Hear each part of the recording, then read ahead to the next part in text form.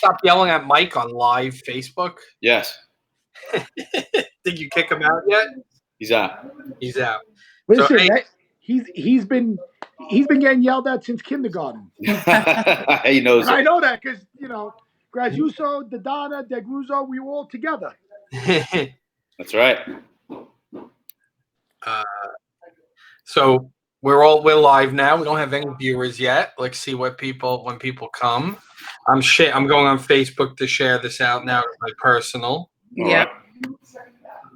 And you can also at the end, lose Mike, you can download it and Yep. upload it to a Vimeo stream. We're suggesting everyone, if you use Be Live, to download the file and send it over to CTV, so that way they can stream it. They have that's a good one. tons of 24/7 access and content that they need to fill. Cool. All right. So I have it.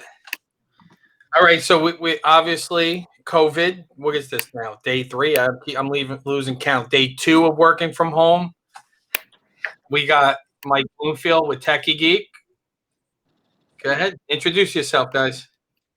Hey everyone, this is Jacqueline We Tecarante got from Massimo Dodonna JMT from Partners Media. in Sound Entertainment Group. Hi, everyone. Todd Bavona with Gotham Trinity Productions. So Massimo's like, I'm taking over. I'm jumping right on top of Jacqueline. No, Jacqueline's the boss. I'm the horse. So we want you to do this live video stream. Look, we're all stuck at home, right? And they keep telling us with social distancing, it doesn't absolutely mean that we can't see one another and be active in the community. So we're here to kind of just have an open discussion, talk about how this is affecting businesses, what businesses are doing to try and, the government's trying to do to help businesses, what we know about now, and answer any questions, questions related to IT, PR, video, events. Massimo right now, I think, is probably hurting more than any of us on this stream and in any industry because, right, Mas, you're basically, that's it, closed down. So the entertainment industry, as we know, if you spoke to me 2 weeks ago, I knew corporate events were going to be postponed. I quoted, I guess I could go back on my quotes to say that I didn't think that you would get anybody planning a social event, a wedding, a sweet 16, a bar mitzvah would postpone, which they did not. But obviously, with the mandates coming out by the city, the state, down to 50% occupancy, and then down to 50 people, and then the newest recommendation of 10 people or more. Obviously, events had to be postponed. I want to be very, very, very clear on the difference between a postponement and a cancellation. What most people are doing is they're postponing their events, and they're working with their vendors, their venues, and it starts with the venue, the catering hall, or the facility where you're having the event, and you have to find a new date. And from there, you have to start. Your vendors have to start, working with the clients to accommodate. I mean, I'm proud to report back that we've rescheduled hundreds of events, and we have not been forced to be in a position that we had to cancel because we couldn't accommodate. If we get to that point, we're going to reach out to our friends in the industry. I mean, our events industry is a very small, unique industry. It is very cutthroat, I'll be the first one to say. But the bottom line is that if someone reaches out to me for a specific date and we're not available, we're going to reach out to our competitors and say, hey, are you available this day? This is what the client's looking for, and we're going to see what we can do. And that's just the bottom line. At this point, our industry, I think, as crazy as this sounds, this could be a positive outcome for our industry in the long run. Obviously, way down the road, I think our industry is going to be called upon to help pull people out of being locked up in quote unquote cabin fever. I feel our industry, people are going to want to go out and have fun. And all entertainers, young and old, are going to be called upon to say, hey, we just want to get out. This is past us. We're the greatest country in the world, and let's go out and have fun. And ultimately, events are going to be rescheduled. And that's for us. Like what I've been trying to tell people, and especially my brides, happily married, and I'll say the word happily again, no, just kidding, for a long time. If you get married today, or you get married tomorrow, or you get married in 6 months from now, you're going to spend the rest of your life with that special someone. So why rush it and try to get it done in 4 to 6 weeks? I know you're excited. I know you're anxious, but forever means forever. So, let's let the dust settle and reschedule your event in 3 months, 6 months, 8 months, even if it's a year down the road. We're going to be here to do a great job for you. So that's kind of like the reassurance that we've been giving to our clients. Right. The hardest thing that I'm seeing is like you have all these events that are moving, right? Galas, not for profits, and there were already so many bookings later in the year. So it's how we're taking all this time and losing it. Like Nicole got a call yesterday from her dentist. She was supposed to have a cleaning today. Obviously, she wasn't going. They go to reschedule her cleaning. They're like, all right, we could fit you in November. Like, she's like, really? Like, oh, she's like, yeah, everyone else, we've already been booked out 6 months. Yeah, but don't you make some special accommodations, stay open late or anything and they're just, nope, we'll see you in November. So what I will say is that if you ask a bride and everybody wants to get married on a Saturday night in October. Let's say October is the best month of the year, per the wedding people, as they say. To me, I think every day is a great day to get married, right? I think the summer is we've seen a lot of venues that don't have a lot of availability. Thursday nights have been very, very, very popular in the summer. Let's face it, half the world doesn't even report to work on Fridays in the summer. I think people just gonna have to be a little bit realistic, and you're not doing your wedding on a Tuesday night because you want to. You're doing your wedding on a Tuesday night because you want to schedule it. And your family and friends are going to take off work. They're going to be accommodating to support you on the most important day of your life. So, again, people just are going to have to be realistic. Like I like to, we're all routine people. Humans are very, very, very, to me, I like to say we kind of, we're routine type of people. And you just got to get out of your comfort zone. If you only like to get a haircut on a Friday morning, maybe you're going to have to go on a Saturday night. It is what it is. But it's our prerogative. And prerogative might not be the right word. I think it's our responsibility as Americans to go out, support local business. Don't stop doing what you do. I mean, I know we're all concerned about money. Everyone's concerned about money. I mean, for Christ's sakes, we're all business owners on this live stream, and our staffs are looking at us for security to make sure that their paychecks are there. Some of us had to lay off staff. Some of us have had to reduce timing. But the bottom line is that we have responsibilities as Americans to pull out of this and come together. It's just, we've seen it time and time again. Natural disasters, terrorist attacks. Yes, this is a new one, but we're going to figure it out. I know we're going to figure it out, and we're going to come out on top. We absolutely will. What do you think, Jack? Well said. So, Jacqueline, what do you think about everything? You've been seeing a lot of press. We've been seeing a lot of press, and so the interesting part is our staff. We literally have our staff on shifts because there's so much press coming out from the executive to the governor to the mayor's office. And so things are changing. Literally, it'll be a 45-minute press conference, and we're trying to extract as much information as we can to give out to the small businesses. One thing that we really haven't heard much of is in regards to the nonprofits and cultural institution groups, how that's going to be handled. But right now, the primary focus for folks is really on the health side, which totally get it. But the announcement for the grant retention program, announcing the $27,000, that link actually went live this morning. But when you're doing further research and you click on the link to actually apply, you have to show 2 months of statements that you've had a 25% decrease in business. And so for most small business owners on Staten Island, they're not going to be able to even really apply until the end of May, if not June. So by the time they even receive those benefits or relief funds, that could be anywhere from 6 months to 9 months. So, I'm curious to see what else we have. I would love to see more of our leadership here on Staten Island, really talking about the businesses. Oh yeah, this is my little Julie Violet. We lost Massimo, so we gained Christina. Hi, Christina. Hey, Christina. So this is my Chief Marketing Junior Officer right here. But I'd love to see more and learn more about what our leadership is going to do on the island. We've been following closely the Borough President's office and all the elected officials. So, right now, when we talk about leadership, now is the time Earlier this morning, we did a Facebook Live with Deputy Chief of Staff, Brandon Patterson, and, he had a lot of great information from Senator Diane Savino's office. So we're just continuously following her on Twitter. But in terms of business, it's interesting because my business plan, we focus on that every November, December. We are 100% cash positive business. So we have reserves for the next few months. My goal is to try not to lay off anyone. That's where we're at. And so hopefully in the next week, we'll hear about what relief projects and funds and securities are available for small businesses. So we'll stay tuned on that part. The press part, the interesting part is messaging. We've been doing tons and tons of messaging. There's just a lot. We represent a lot of nonprofits and for-profit entities. So messaging is extremely important, and frequency of messaging.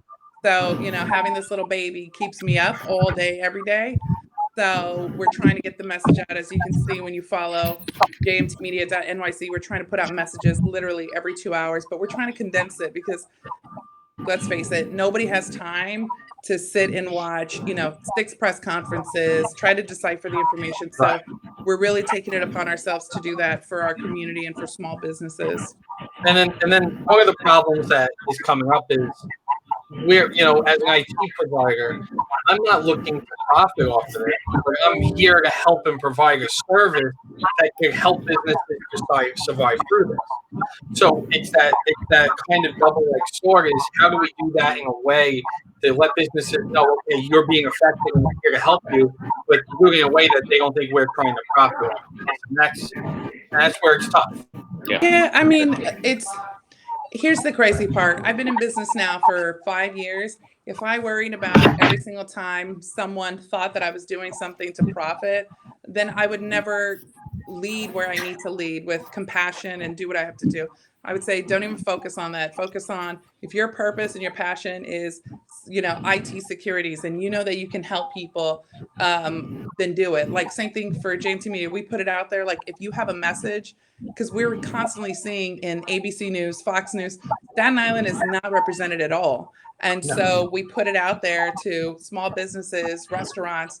Like if you have any major announcements, we will disseminate that messaging for you. No cost or anything. We just want to get it out there so people know that there is a strong Staten Island business community here. And other people can do the same thing. There's, at this point in time, there's really no quote unquote competition. It's just getting the message out, because at the end of the day, we are all in this together. It's not just me, it's not just you, it's not just Gotham. Like we all provide a service, but we have to help our community first and foremost, or else there's no service to provide in the future. Right.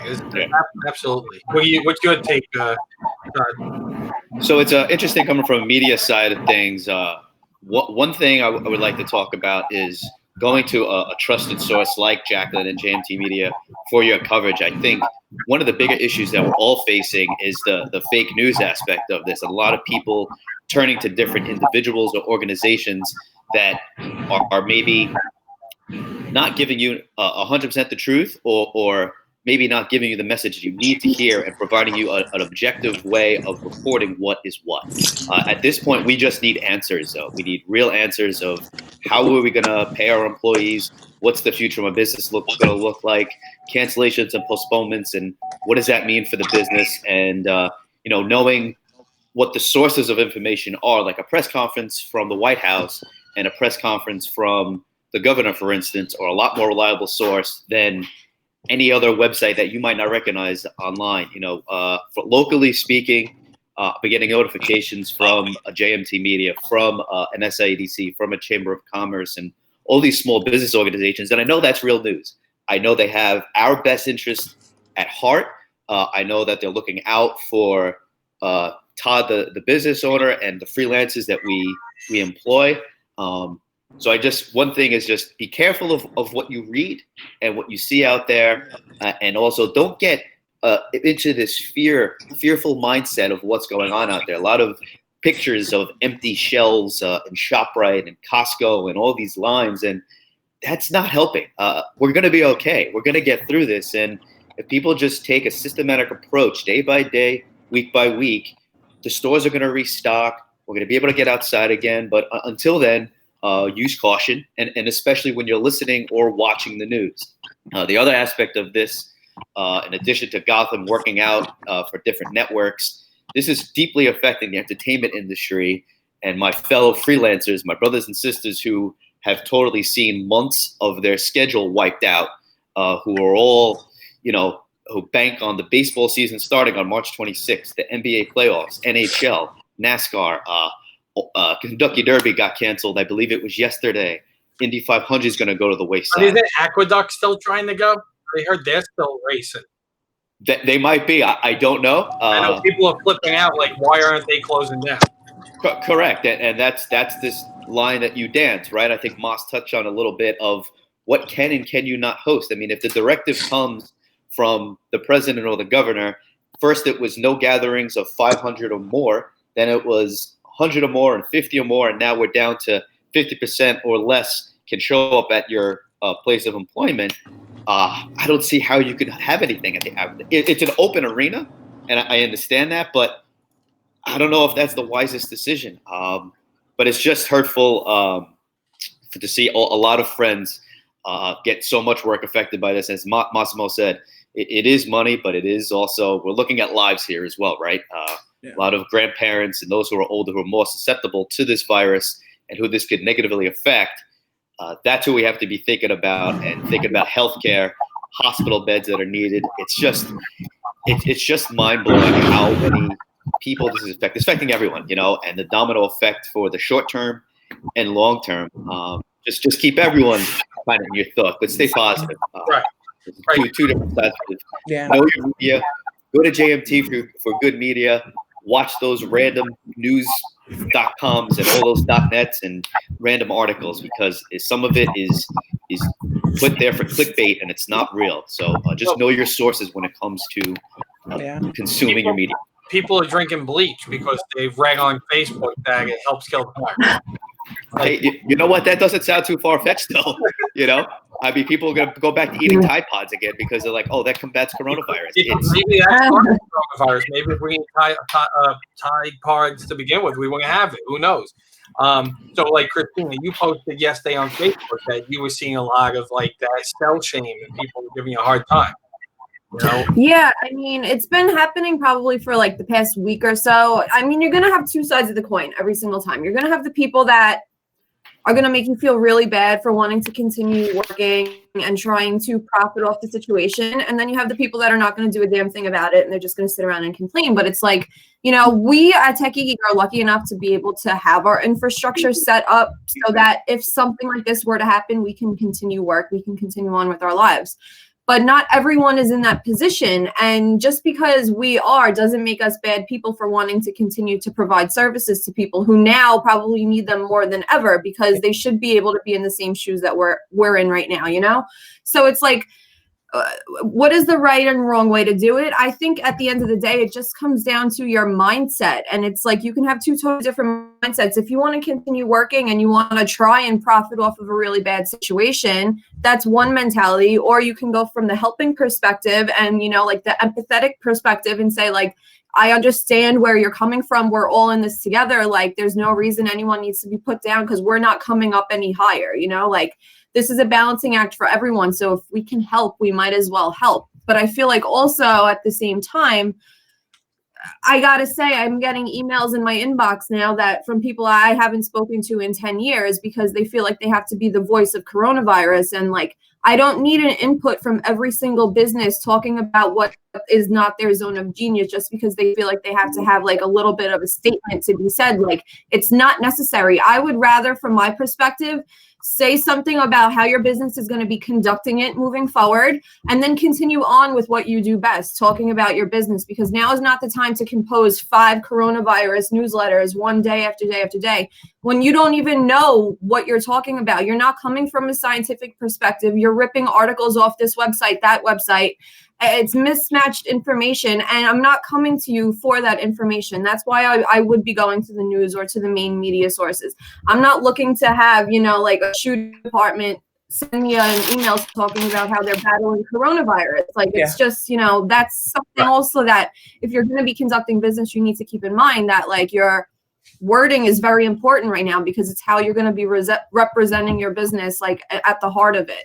Well, there was a meme, right, that said every business you've ever signed up for or done business with in the past 20 years, you've got their COVID update. And it's like, yeah, that's pretty much right. Yep. Yeah. I didn't see that, but that's funny. Yeah. Yep. like That's exactly what I'm saying. Like, listing order one time there 10 years ago when you get, hey, here's how Bath and Body's dealing with COVID. So, yeah. Well, And I it- would It's also say, insane. like, Unnecessary. the one thing that I also want to chime in is I understand like different organizations and business groups are distributing links. I don't know about y'all, but for me, when I get an email newsletter with 20 links, I'm like, that is not helping me. Like, I need to now go back in. I got to decipher every single one of these links. Like, I really am hoping that as we move forward, it's not just links and links and links being shared, Right. that it's actual, it's painstakingly taking us time on our staff side, but we've had to break it down where I literally have a staff in the morning, staff in the afternoon. There's just too many press conferences to keep up with. And I'm glad that there are resources and information, but as much as if you're going to post anything about the virus or how it's affecting your business or your community, try to digest the information and present it the way how you would want to present it to you. For me, that's why we started creating those announcement bulletins, because I'm like, this is way too much information to just the Right. general small business owner.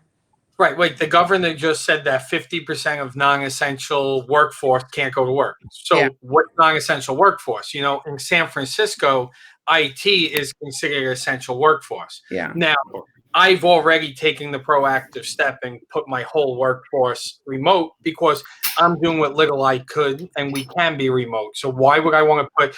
And it's not only to put my employees at risk. I stopped all on-site work. We are not doing any on-site work until this clears up, except of course of an emergency. We would make sure that the safety of my clients and my employees. But if God forbid we continue to go to work and one of us gets the virus and now I spread it to my whole workforce, now how am I continue operating if everyone's at once? So part of it is pulling away and taking that step away and working from home to help with the flatten the curve, but also to protect my business. It's my contingency plan. If we're all together and we all get sick at once, that's terrible. Yeah. But there is no guidelines, right? Like right now, what is essential business? Is a plumber, is an electrician, is that an essential business or is that not an essential business? So like I was just looking through links and that's like one thing you can't really find. And so that's they give all this information and they announce things in press conferences and then they have to come and like correct it. And the corrections don't come for, a few days or a couple hours. And Stephen Malloy just said that electric is essential. Electric is essential. Absolutely. And it is, but like I told, and when I spoke to Steve yesterday, and he's a great electrician, anyone needs anything, Malloy Electric, but I told him for himself and his clients, he needs to be safe. You need to have booties on, gloves, mask. Don't go in and treat this like it's a normal day because you can work. You need to protect yourself. I was at Freddy's earlier, and there was a guy in line in front of me, and he licked his finger to take his credit card out of his wallet. Like, first off, on a normal day, I don't want you to do that. And then you're touching the keypad. But here we are, and they're telling you how it spreads and everything. And then everyone wonders. So that guy licked his finger, touched the credit card, touched the door, everything in between, right? And that's how the virus spreads. And that's a scary thing, right? So now I feel really bad because like I said this earlier, I'm treating everyone like they have the bubonic plague. I go to the store. I don't go near anybody. I saw like I can't wait till my uncle finds out. Like my uncle was online at Freddy's paying. I saw him and ran past. I didn't want him to see me because I didn't want to do the awkward hello, and everything because like it's weird right now, So I was like, it's better I just run. Yeah. So I might be taking it a little too far. Probably should have stopped. But at this point, you can never be too safe, Mike. And to your point, no, this is the time to just get smart and don't put anyone in that position. Don't lick your fingers in public and take your credit card out and hand it to a cashier. I mean, that's just absurd without a pandemic going on. So it doesn't make sense. And by the way, shout out to those that do have to work out in the field. That can mean any number of things. You mentioned essential employees, your cops, your firefighters, your nurses, your doctors, heck, your people in the grocery stores. If you need a job right now, grocery stores are hiring. I tell you, they're trying to crank out stock on the shelves, whether you're in produce, dairy, stock, cashier. These grocery stores are overwhelmed. Delivery the distributors are hiring because the food is there. The supplies are there. It's not that we're out of toilet paper and we're out of meat and we're out of milk. The problem is people are buying it, and now it has to get from the distribution centers. Right. So they're all hiring. And then the other thing that for anyone that's temporarily out of work, another great thing, if you want to give back to the local community, and you are healthy and young and don't have an underlying risk. So I'm on the Meals on Wheels board. And one of the things is Meals on Wheels still has to continue. And even more than ever now, they have to bring these food to the elderly and the people who can't go out and get their own food. Now, and a lot of their volunteers and their workforce is older. So they're seeing a drop in their volunteers in delivering food. So temporary want to volunteer for Meals on Wheels to help do deliveries. There's also talk in the next couple of days, they might have to hire temporary workforce to bring and deliver more food to, more delivery people temporarily. So for anyone that's an hourly employee that's out of a job for just a couple of weeks, while this all passes over, it could be a great way to make some income. So watch the Meals on Wheels website, Facebook, but if anyone's looking to volunteer, these are services that unfortunately they're showing up every day, and there's contingency plans in place that God forbid the chef gets sick, the next chef takes over, and that's all in there. And because they have to continue giving this service. Right. Yeah, of course. No, great points all around, Mike. And speaking of serving and the delivery services, Mike, I don't know if you mentioned this, but like Uber and Lyft, even Grubhub, all those online delivery things are pretty much zero delivery fees. Yep. I've seen that a lot. So again, when it comes to supporting our local businesses, and Mike, I hope at some point we'll be able to share some videos that Gotham did for some local restaurants here on Staten Island. Yeah, hold on. Now's probably a good time to do one. So So for instance, we did Aunt Butchie's of Brooklyn. That was the one I was actually going to pull up. So perfect. Richmond Valley Merchant Association, we're a proud member. They are as well. Peter's a great guy. We had a nice little talk with him on camera. But now is the time to use your Grubhub or whatever your favorite site to go is to get food ordered. Zero delivery fees. Let's keep pumping money into these local businesses. If you don't have food at home and you can and have the means to order in, it's a great time to do it. If there's one way we can help as a media production company, we could tell you a little bit more about them if you don't know them. Maybe you didn't know Aunt Butchie's. Maybe you didn't know Juicy Lucy way on the North Shore. We have a whole big video to share. So let me pop up what their video is. Let's take a look. Sure.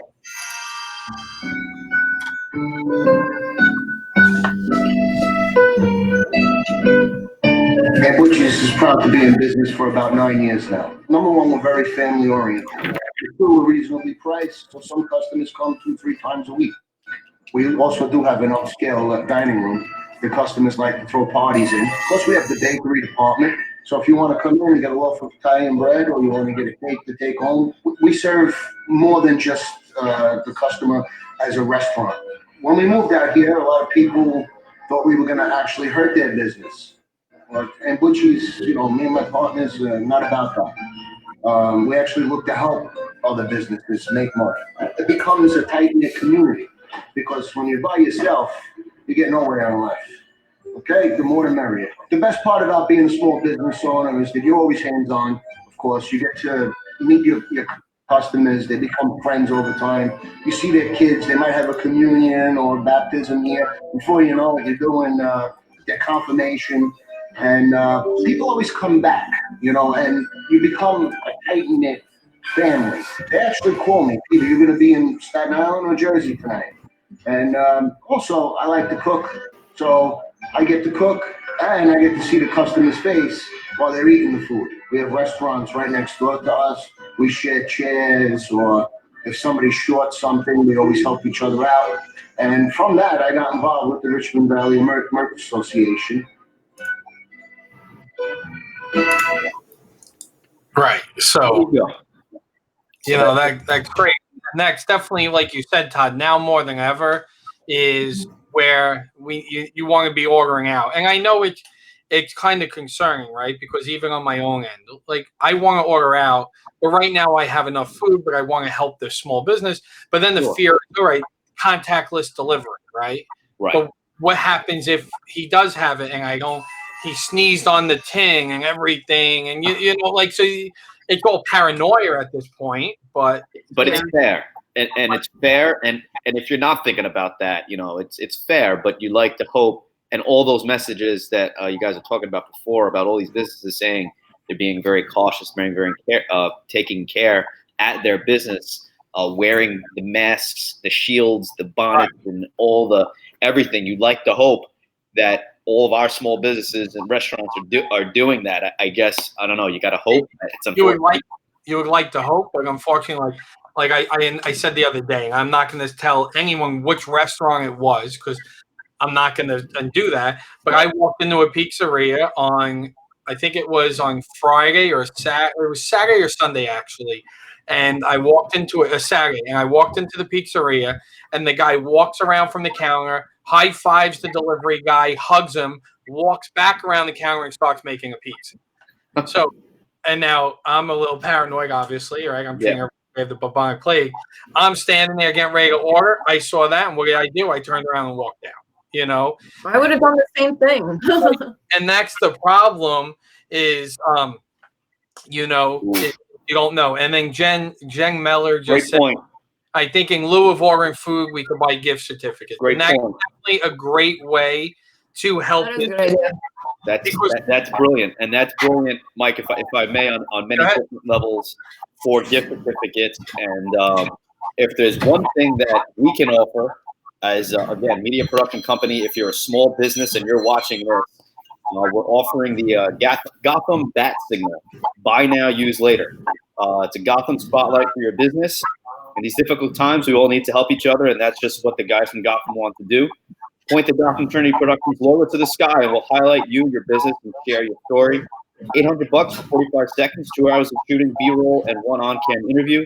1 round of edit notes, final delivery in 10 days after principal photography. Includes a free consultation to outline future video packages tailored for your business and highlighting the key aspects of what you and your team do. It's $700 for all 501c3 nonprofit businesses. So that's a perfect example of a gift certificate you can buy now, use later. Restaurants, the same thing. Beauty salons, nail salons, hair appointments, all the little businesses that you can't go to now. Get to go online, get the gift certificate, and you're still giving them the business. Now you get to use it in a month or 2 months or 3 months, whenever this dies down. So, Jen, excellent point by you. So, and then Jen also asked, can we talk about what will happen when schools close for the rest of the term, online instruction possible? So, who knows? Like this is completely an unknown to us. Correct. I don't know if I believe yet schools are going to close for the full term, right? If we look at what they speak about in the flattening of the curve and, with spring break in New York City, right? So New York City is a little different because our schools go to June anyway. I guess where some of the risk comes is like in Arizona where Jen's from, school ends in early May. So them going back, the term is a little different. I think New York public schools go to like mid-June, end of June anyway. So going back after spring break isn't really the end of the world, right? They've lost 2.5 weeks. That's if we get to this point and 3 weeks from now it is okay and we flatten the curve enough that we can send them back to school.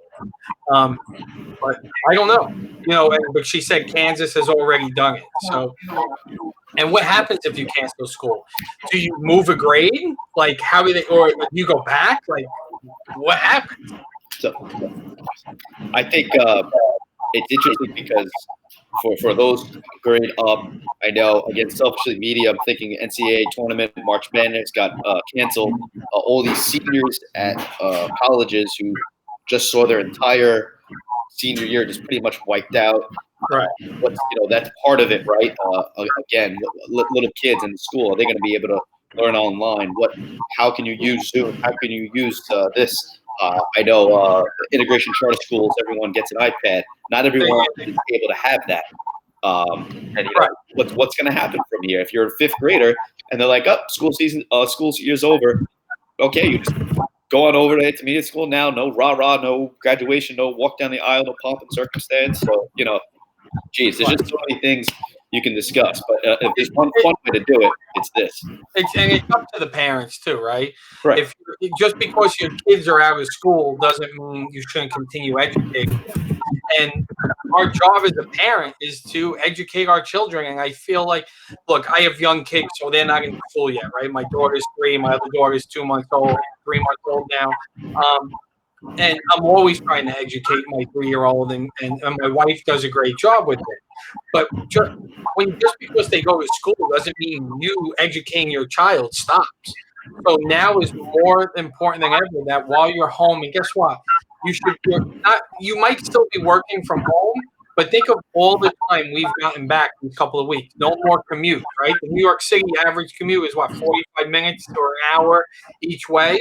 You're home an extra hour and a half, 2 hours a day now because you're not commuting.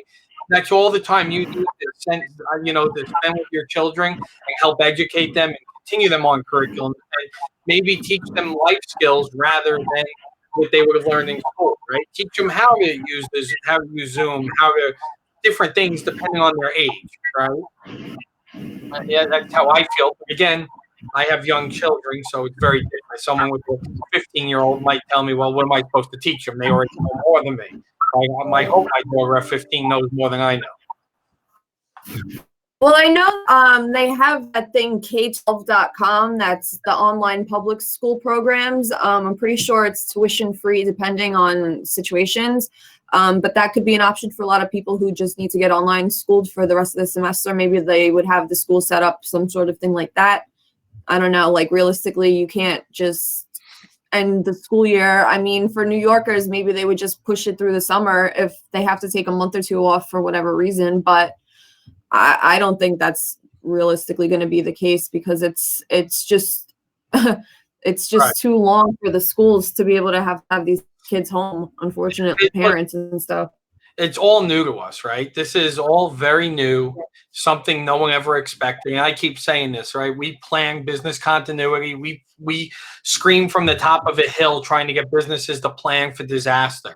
I never thought the disaster I was helping these businesses plan for was a pandemic. This is never, did I ever think this was it? Did I think it would be another hurricane that hits, us? Yes. I thought maybe we would see another Sandy. Never did I think across the whole United States we would be sitting locked in our homes because of a pandemic. Correct. It's crazy. Yeah, it's a cliche that's being said a lot in the media now, but it's unprecedented. No one's seen it before. No one's going through it, whether you've been alive through the World War II and beyond. I mean, the last big pandemic was, I think, World War I. 1918. Right. Yeah, I mean, not many people are alive for that. I mean, it's just, it's hard to quantify. It will be easy to quantify once it's all said and done. But getting to Jen's thing, those who can't be home to teach their kids, excellent point, because as mentioned before, the shout out to FDNY, NYPD, and Jersey as well, of course, for all those first responders who do not have childcare and cannot be home. And that was one of the defenses that Mayor de Blasio had for not shutting New York City public schools sooner, was because the trickle-down effect for anyone who cannot provide childcare. And that is an issue. Auntie and grandma might be home, and are they capable of teaching the way your mom is? Don't know. It is a difficult call. That are there other learning tools out there? I think there's got to be websites. I think you even said it before. There's different ways to learn online and go to websites and learn. There's plenty of tools online, I think, for those kids to reach out to and utilize. But it's a great thing.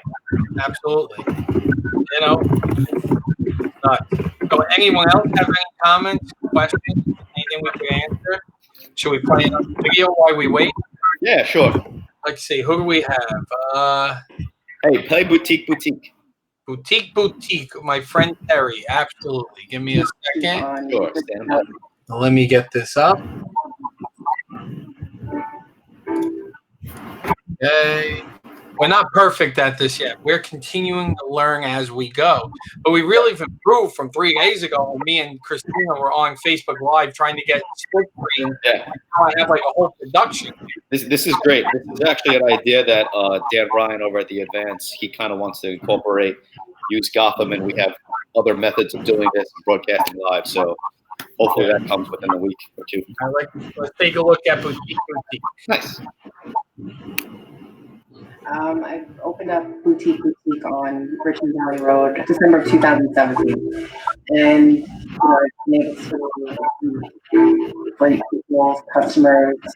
I recently moved to the area. My approach is when I go to the fashion trade shows or the showrooms in the city, I make sure that if somebody else in the area is bringing some brand, I step on their toes. I keep it different, and ultimately we're in competition, but it's also a community that I want to bring together. I decided, like, let me get into this business. There's a business opportunity, and what I love about it is that I can share my closet with everybody. That's why I fell in love with the business. One of the big things that I feel that's really important here, because there's so many different boutiques here on the South Shore. If I don't have it, I'm sending it. I want to support small businesses, and a lot of the boutiques on the South Shore are owned by women. And I'm all about women empowerment, having that common area of business and wanting to be successful. It's empowering, and I love it. I carry plus sizes, and the plus sizes for men and women. I want to have something for everyone. I do my best when I do buy my clothing to make sure that the sizing is correct, because there's a lot of like cookie cutter styles that you can buy, and it's small. You know, there's times that I'm walking out buying 2 times the size that I really wanted to buy, and it doesn't make me feel good. I want women and men to come in and say, "Yeah, damn, I look good. I feel good. I want them to experience that." And that's what's really important. Yeah. So I will say, I said this yesterday. There's no more gym. So everyone's going to be plus size like me in a few weeks. So I'm actually going to be normal weight. So I just been planning ahead. Okay. Good job by you. Thank you. But no, Terry is a good friend of mine, and this is like she just moved her boutique from the Richmond Valley Road over there to Page Avenue. I want to say 2 months ago, right? And just now trying to regrow the business, moving, and here it is closed, right? No one's going shopping for clothing right now. Correct. Yeah. So that's another perfect example of, buying a gift certificate, even online, ordering and having it shipped to your house, if anything, because we are going to survive this. This isn't the end. People are saying they're playing REM. This is the end of the world. This is not the end of the world. We've been through a lot worse. We will be through this, and we will thrive, and we will learn, and we will be stronger, right? As Americans, every time we go through something, we get a little bit stronger, right? You have to get knocked down, to get picked up, and to learn from it. And most businesses will be able to survive, and I believe the government is going to help those businesses that really are struggling, and that's what we're hoping on, right? That's right. Like gift certificates and different things like that. That's right. And even like in our business, I think I said this earlier, it affects everyone. Yes, we're able to continue working and still provide IT services, but we also have a whole division that does home theaters, and that's stopped right now. I'm not really. Yeah, we do home theater design, we do whole house audio, automation systems, and I'm not doing any of that. I had a client today text me and say, "Hey, when can we get together?" And I'm like, "Really sorry, we can't get together right now. Let's talk in 2 weeks and see where we're at."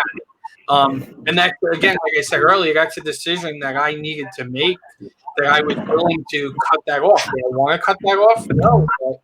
I have to be safe and to do and heed the warnings. and I'm doing it.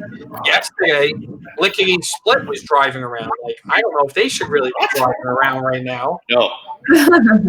But I guess, look, I get it. Everyone's trying to make money, and they're trying to, but they haven't been around all year, right? We haven't had really warm weather.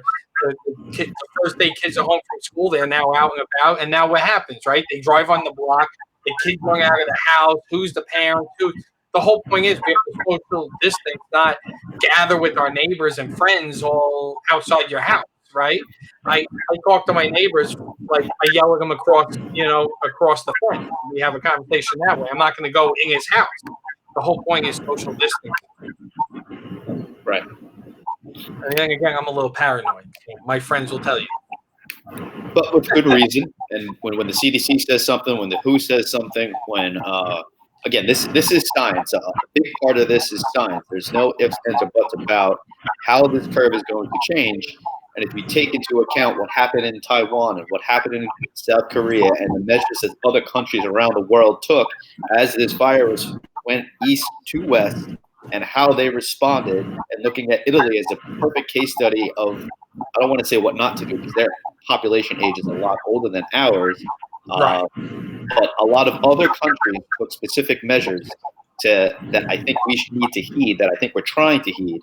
And again, at the same time, be paranoid a little bit about how you're being clean. And the ice cream man comes around, maybe don't grab that chocolate ice cream with sprinkles. But my hands are so dry. All you do is wash your hands, and then they just dry up. But Right. and now, right, the whole point of your skin is that's your first protective layer. Right. So they say it's actually supposed to be 20 seconds hand wash, 30 seconds of lotion. Right. So be smart about how you're doing. Yeah. Clearly, I'm failing in the lotion. I gotta up the game on that. Christina knows. She brought me lotion at the office one day because my hands look like they're a reptile. Yeah. They're called working man hands. You people think I don't work.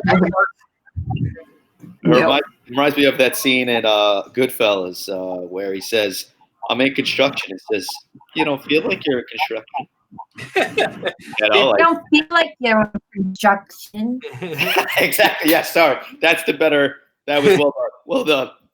And look, the one scary thing that to me and is that I see is I still have very good friends of mine who are very, very good friends of mine who are on Facebook posting this is fake.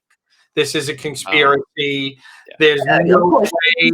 This is nothing more than the common cold, and this is the government proving they could take control of us. And it just I just keep my mouth shut because they're friends of mine, and I'm not going to argue with friends. And I just is that really where do people really believe this? Do they believe the government has closed this down to prove they have control, and this is a fake virus, and there's nothing to worry about? And that's I don't know. If my friends were saying that, they wouldn't be my friends anymore. They're just idiots. You gotta just have common sense at some point. Like sometimes you gotta just what? Are you serious right now? Yeah, well, my dad started that in the beginning. He was like, "No, it's just a flu. Everyone's overreacting, blah, blah, blah." Now he's posting statuses. "I hope everyone stays safe. This is crazy." I'm like, how quickly we change our tune when something hits a little too close to home. Like, right. And that's, it's one of those things. So as a business owner, it's that whole staying out of politics, staying out of upset, going to bat with people. And so I just bite my tongue. And these are good friends of mine. At one point I was going to pick up the phone and text and be like, are we serious? Like, is this real? Or are you just trying to create like a people talking? And then when you read the comments and it's just, I don't get it. I don't understand how people truly believe. And the experts are out there saying this isn't fake. This is, and yes. Okay. So even Trump is out there now saying, I was wrong. I know I told you, but here it is. Here's what it is. And then you got Fauci who comes out and says and tells. I just don't understand how people could really believe this is fake. Right. And again, it goes back to the science of that this is happening. It goes back to the amount of people who have been tested and confirmed with it. It goes back to the deaths that have happened from China to Italy to Spain, the UK, in the US and New York State, which seems to be ground zero for this as far as numbers is concerned. This is very real, and at this point, this is bipartisan politics. I know you've heard that a lot, but Right. now is not the time. Right, left, center. It knows no race, no anything. nationality. It goes after every one of us. Exactly, and that's why when we have gatherings like this in the way that we need to do it these days, via Zoom or via what the heck are we using? Be live, whatever it may be, to have conversations, healthy conversations, real conversations, to help one another on Staten Island and help the small business community. Because one thing, I know my father said this yesterday, and he said, if anything, this is showing how small businesses are the true backbone of this country. And the second that they are closed and shuttered, it has such a domino effect, such a ripple effect on so many levels that, it reminds you to think local first. When you wine or dine, think local first, take your money and keep it to the local businesses, because you're helping the mom and pop get their kids to school, put money on the food on the table, and all that stuff. So it's so very real, and we have to take it seriously. But again, lighthearted, Jesus, I'm short-heighted. Lighthearted conversation here. As a media production company, we also want to have fun too, and that's why we shared some videos today. And that's why moving forward, I encourage discussions to be fun again. Let's talk about, I don't know, entertainment and how, hey, look at, you're a Marvel fan, Mike. Let's talk about how Universal wants to push things onto straight online, straight to Netflix instead of going to movie theater, because you can't go to the movie theater anymore. I'm all for that, because I have we do home theater design, so I have a home theater. I'm all for it coming straight to me. I don't want to go to the theater anymore. Which now, Mike, that has also a ripple effect on your box office post-coronavirus when we do get back out. So it has there's going to be implications for this now. Okay, so great. Universal wants to release it straight online.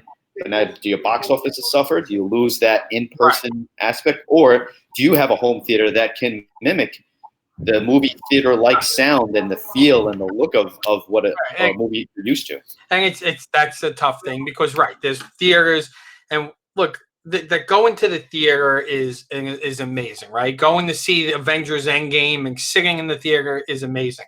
Luckily, I've created the that aspect in a home theater, so I'm able to do it from home without all the people annoying me, right? What is it that we don't really like on the movie theater? It's the kids talking next to you. It's who's getting up. It's the fact that, I'll be honest with you, I don't know, my whole life, I got to use the bathroom during a movie. So now I have to use the RunPee app to know when I could go to the bathroom. There's actually an app that tells you the best times to use the bathroom.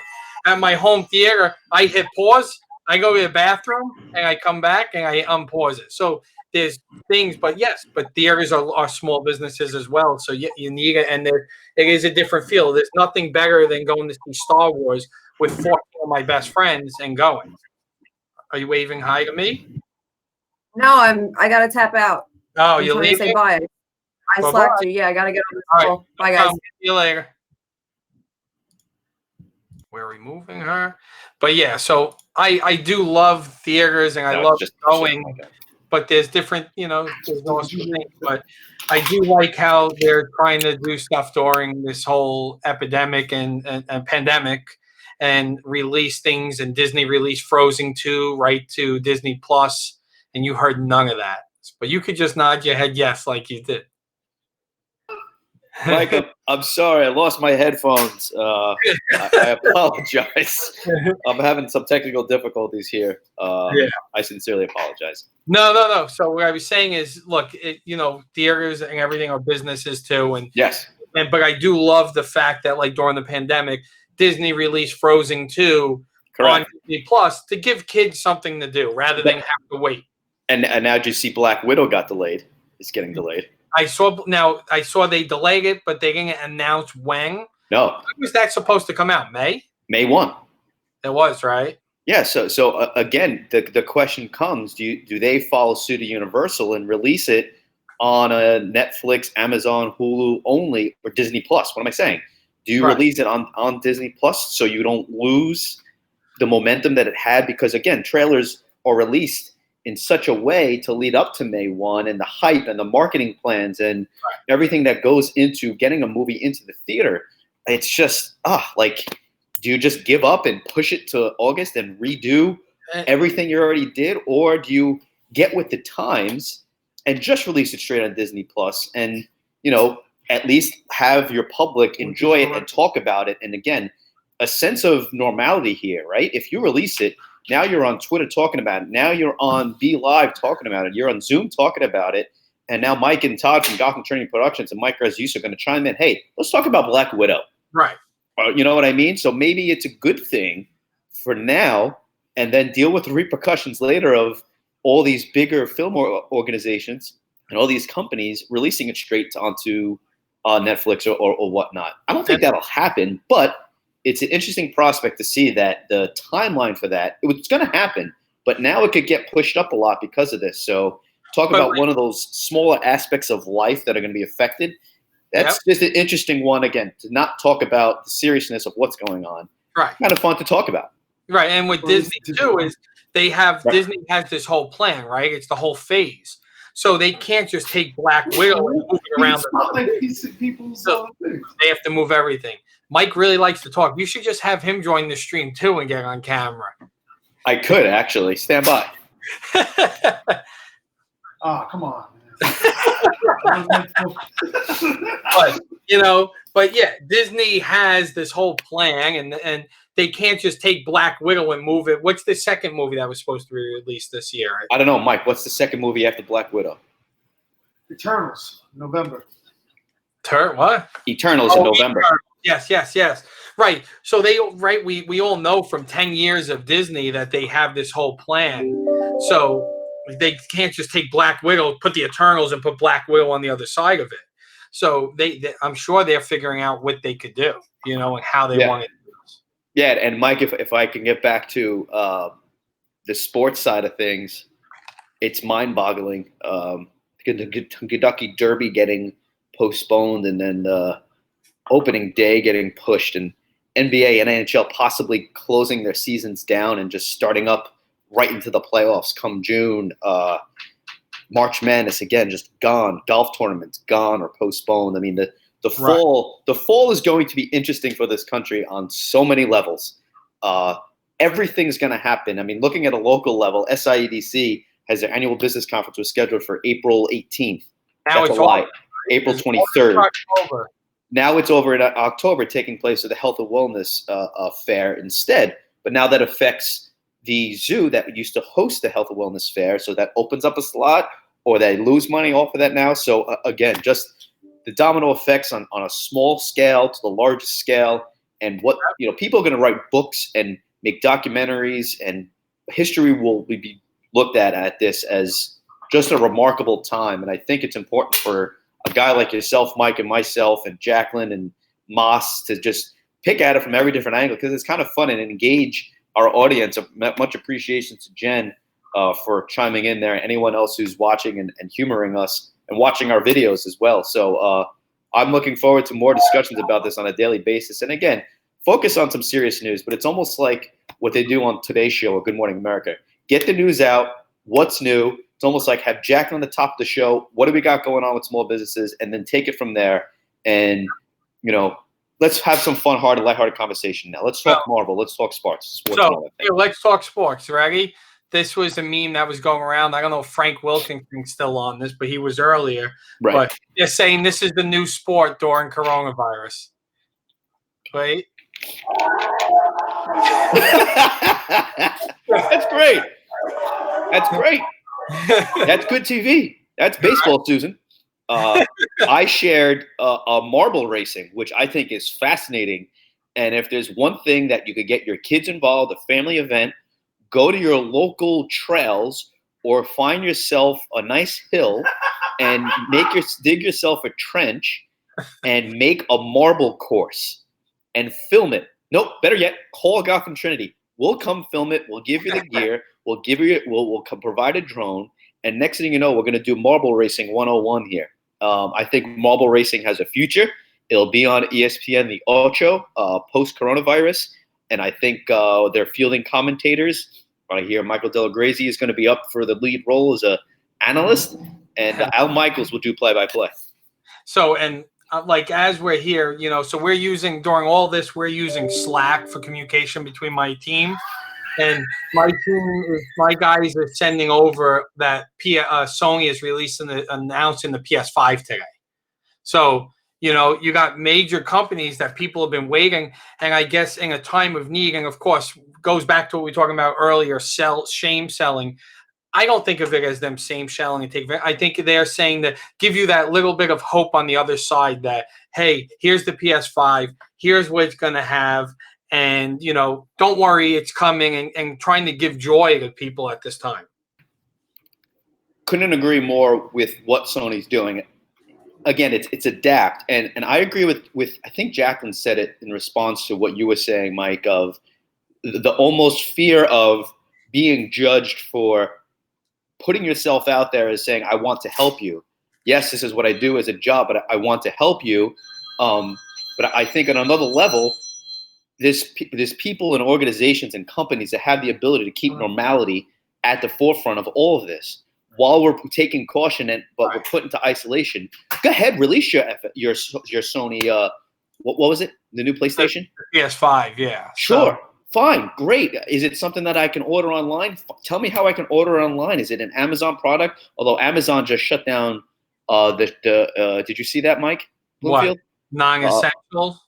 Yeah, so non-essentials and just medical and healthcare equipment. So, okay, so they release it, but can the public get it? But at least you have this new buzz of something good going on, right? So I'm all for the companies releasing news that is lighthearted. Heck, the NFL, Tom Brady leaves New England Patriots. Everyone and anyone's talking about it. I mean, even Martha Stewart wants to talk about it. Snoop Dogg put a rap out about it. Anything and everything to get our minds off of what we do need to know, but just have some fun as well. So, I'm all for Sony releasing that information is my point. Right. Yeah, definitely. As serious as this all is, and we have to continue living, you have to enjoy yourself. And that, honestly, mental health right now is one of the big important things, right? Right. We're going to cabin fever sitting in your house. Like, as much as you love your house, do you really want to sit in your house for 2 weeks straight? No, 100% no. And this is going to put strain, heck, on relationships. It sounds amusing, but people are not, specifically wives, are not used to their husbands being home as often as they are about to be in the coming days, weeks, and God, I hope not, but months ahead. And you have to find that balance. And I think another episode of this, Mike, could be top 10 things to do at home that you separate the two of you, whether you're watching TVs in a different room or he's playing games or she's watching TV or she's cooking. I'm playing with action figures. You're playing with action figures. I mean, that's great. Just get your mind off of it. And mental health is important here. And, you can, at this point, you're still allowed to go outside and go for a walk, right? Right. Just avoid people, right? Go for the walk. Don't go up to your neighbor and shake their hand. Correct. And yeah. I think the president encouraged people to go to your national parks. They waived all fees. Yes. At national and local parks. So again, these massive parks. I live close to Cheesequake Park, which is in Matawan, New Jersey, right off of exit 120 on the Garden State Parkway. Massive park. What a great idea. I can drive up now and not worry about a fee. I can just go for a nice run with my pup and my wife. That's fantastic. So yeah, there's many ways to combat the what was it called? Sitting at home and solitary. Yes. The quarantine. To combat the quarantine and ways to make it fun. I think until Sunday or Monday, because I think they're saying snow now. Oh, snow! I have not looked at a weather report, but that's that's one saving grace. I tell you, Mike, is while everyone's home. And I had a question for you, Mike. Not everyone's cranking up their AC, cranking up their heat. It's at that perfect temperature where during the day you don't have to put on your heat. You open the windows up, arguably get some fresh air in. Well, until you get allergies and start coughing and sneezing, and then you're concerned. So my wife was yelling at me because I'm coughing and sneezing. Like, babe, it's March. This is my worst allergy season the entire year. Of course I'm coughing and sneezing. It's not freaking coronavirus. I don't have the fever. I don't have shortness of breath. It's just a freaking nonsense outside. Ragweed, moss, whatever the hell. But that's the problem. Do you really know? And that's where the risk is, and that's why, because you just blatantly said no, it's allergies, which it probably is because we know our body. Right. But at the point, you could be sitting there 4 feet from Mike, laughing on him, and now that's it. Mike's done. Done. So my question for you, Mike, I was talking to my brother. Is the head of an IT department at a law firm in New York City, right outside of Grand Central. And he said what's unique about the time now is everyone's home, especially during the day now. So there's a big call on bandwidth, and it's people downloading, streaming Netflix, Amazon, Hulu, these 4K UHD movies that are taking up a lot of bandwidth. So something that used to just be an issue at 8 p.m. At night is usually when it's peak, right, when Mike? Businesses are pretty much closed. Right, so businesses are closed. So everyone's home, but everyone's using the freaking internet. So all these companies, Spectrum, Comcast, Verizon, are seeing these. And I think you messaged about this, Mike. I think you had a status about it can't handle it all, right? I was wondering if you could speak more to how do you combat that besides just, hey, don't download the 4K movie and don't watch Dark Knight tonight or today during the day? Or what is a resolution that a Spectrum Verizon could do to combat this new increase in demand for bandwidth because people are just trying to conduct business? So there's a huge pull in the bandwidth right now, and that's what we're seeing. So for the past 2 days, we've gotten our clients up and running. They're remote. We took care of that. But what we're fighting with is a lot of connection related issues, just due to the fact of what you're saying. You have kids home watching 4K movies. Everyone's using Zoom and video conferencing and voice over IP phones everywhere. So the bandwidth is just and the ISPs are being tested. They're doing a pretty good job, but we're seeing a lot of instability, even down to the cell phone. Like I posted earlier, when you go to make phone calls right now, I'm getting the circuits are busy at time on cell phone carriers. Like that's what you posted. Right, that's the ominous message, like brings you back to like the 9/11 type thing, like not, all circuits are busy. Everything's being tested, and the infrastructure will learn from this. It's doing a pretty good job, and I think behind the scenes, essential telecommunications. I guarantee you, they're at Verizon, Spectrum, all these backbones of the internet, the level 3s of the world. They're all there watching and tuning and making changes on the fly, and that's why as you go every day, it's going to get a little better because they're going to figure out how to tune it. So for every Suzy Q independent business owner that you're assisting to be remote at home and working from home, what's the advice you have if you're noticing, are there certain peak hours where things might be a little bit more busier online, or drops in internet, or issues with phone connectivity?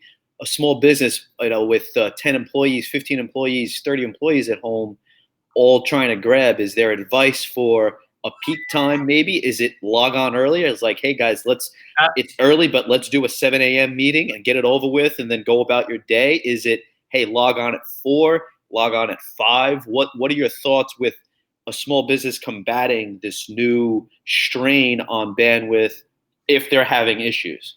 I think, unfortunately, it's all new to us. Okay. It's the first time everyone's dealing with this. The only thing is, I see that it's just be patient and understand that the internet and the ISPs, they're working. And just as you can expect this to happen, they can expect this to happen. Right. And they're there behind the scenes, and they are essential workers, and they're there and they're doing what they can to fix it. And Right. I'm noticing over just even earlier today when we were doing testing with the live stream, it was very in and out and very choppy.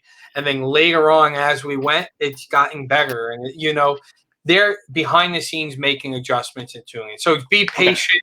Okay. I would say it's understand that right now is new for everybody. And you got to be a little more patient with people and not flip out, and understand and just deal with it, right? And the most important thing is we're doing this for a reason, and we're doing this to beat it. And, it all comes back to it. No one wants to do this. No one wants to be locked in their house for 14 days. No. So, and I shared a meme yesterday, right, that really hit home. Our grandparents were sent to war. We're being asked to sit on our couch, right? Our grandparents were sent, World War II, Vietnam, Korean War. You weren't you didn't get sent to war for 2 weeks. You got pulled away from your family for a year, 2 years. We're being asked to sit on our couch with our family in our house, bearing everyone's healthy. You don't have to self-isolate from your family. But that's what we're being asked to, and people can't even do that. You look at the pictures in Florida, and people are on the beach enjoying spring break. Right. And ridiculous. And it's like all we're being asked is to a little isolation, a little quarantine, and look, I guess the fear comes because is this only going to be 2 weeks? Is this 6 to 8 weeks? Is this the 8 to 14 weeks?